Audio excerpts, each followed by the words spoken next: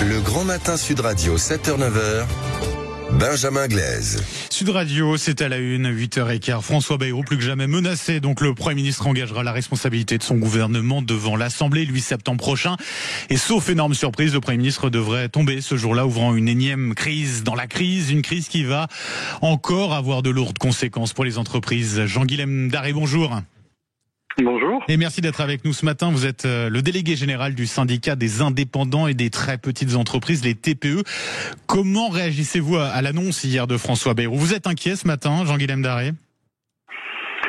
Déjà, il faut commencer par indiquer que le discours de François Bayrou était quand même un discours assez fort et assez juste sur le constat. En tout cas, nous, c'est un constat qu'on partage. La France vit au-dessus de ses moyens. Il faut trouver des solutions.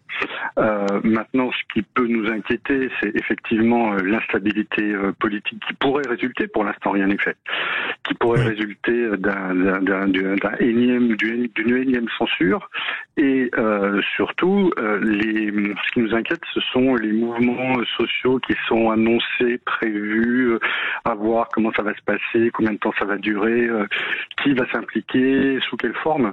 Mais il est certain que à la fois l'instabilité politique et les mouvements sociaux sont deux éléments qui, par nature et par expérience, freinent en fait l'activité, que ce soit au niveau des commerces de proximité comme des entreprises plus classiques, parce qu'il y a blocage des routes, blocage des aéroports, retard au niveau de la distribution des colis, des courriers. Enfin, à chaque fois c'est la même chose, à chaque fois c'est nous qui trinquons, quoi.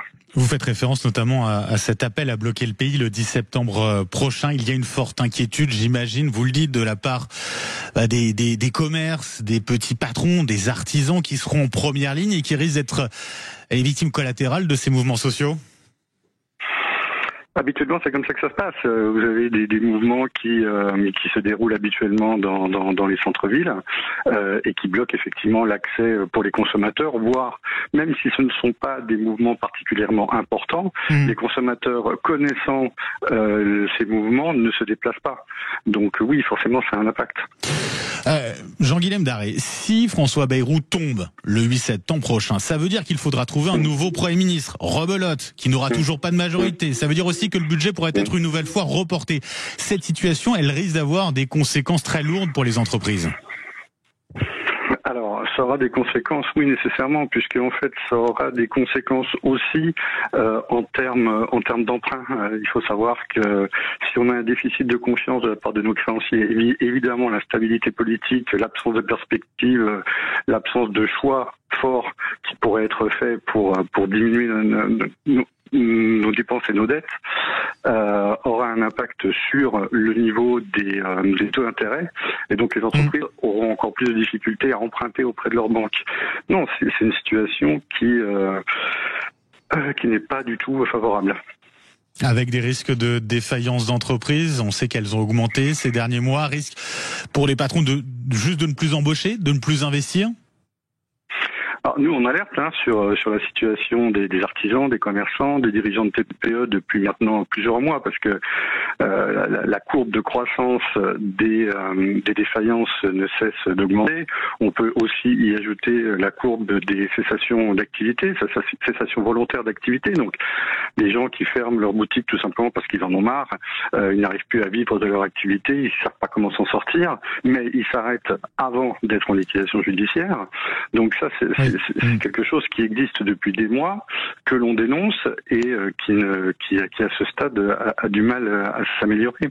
Vous avez le sentiment qu'il y a une forme d'irresponsabilité politique aujourd'hui ? Alors, dans les enquêtes qu'on a pu réaliser sur le sujet, il est certain que il y a un appel à la responsabilité politique, oui. Et je crois qu'en ce sens, ce que souhaite faire le Premier ministre n'est pas aberrant, à savoir, est-ce qu'on est OK sur le constat ? Ouais. Est-ce qu'il y a un problème de dette en France ? C'est oui ou c'est non ? Si c'est non, ça sera le vote de confiance le 8 septembre prochain. Exactement. C'est la question qui sera posée. Oui. Tout à fait. Et si c'est oui, alors à ce moment-là, on peut travailler. On peut travailler sur des propositions. Le budget en lui-même, il l'a dit, n'est pas nécessairement de marbre. On peut le travailler. Nous, on a des propositions par rapport à ça. Donc, l'objectif, ce serait quand même d'avoir une certaine stabilité politique, même si, dans un moment de risques tels que celui évoqué par le Premier ministre, risques internationaux, risques nationaux, risques économiques, il serait peut-être quand même bon que chacun puisse sortir de son couloir et essayer de tendre la main à l'autre pour aboutir à quelque chose de cohérent pour l'ensemble du pays. Nous, ce qu'on veut, c'est qu'il y ait une vision, en fait. Parce que même dans son discours, François Bayrou n'a pas dit où est-ce qu'il voulait aller. Réduire le déficit en soi, c'est pas une vision pour l'avenir, ça. Nous, ce qu'on voudrait, c'est quelque part une république de l'exemplarité.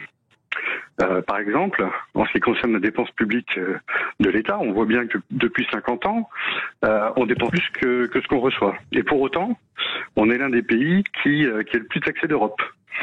Et pour autant, il l'a dit, l'éducation nationale, c'est pas terrible, les hôpitaux non plus, la justice, la police, l'armée. Donc, la question, c'est où va l'argent ? Qui en profite ? Est-ce qu'il y a des privilèges indus ? On parle aussi d'abus. L'assurance chômage, la sécurité sociale, les prestations sociales, l'optimisation fiscale. Même chose, qui en profite ?